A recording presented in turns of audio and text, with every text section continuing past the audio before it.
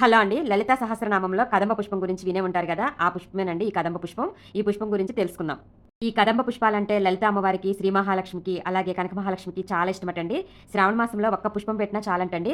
So, ఈ కదంబ పుష్పం చూడటానికి బంతి వల్లే గుండ్రంగా ఉంటుంది. దీని చుట్టూతా చిన్న చిన్న పువ్వులు 108 పుష్పాలుంటాయండి. సో, ఒక పుష్పం కలిపి ఒక 108 సహస్రనామాలతో సమానమంటారు. సో, ఒక్క పుష్పం పెట్టైనా సరే మనం పూజ చేస్తే చాలా మంచిదంటారు. ఈ కదంబ పుష్పాలు చాలా అందంగా ఉంటాయి.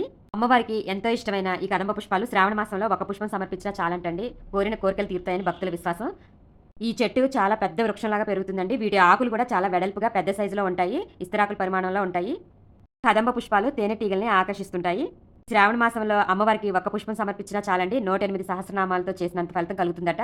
ఈ పువ్వులకి అంత విశిష్టత ఉందండి. ఈ పువ్వులు ఎక్కువగా వర్షాకాలంలో పూస్తాయి. ఈ పుష్పాలు మీకెక్కడైనా కనిపిస్తే గనక వరాలిచ్చే వరమహాలక్ష్మికి ఈ పువ్వులతోటి పూజిస్తే చాలా మంచి జరుగుతుంది.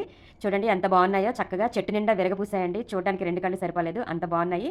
సో, మీకు ఈ వీడియో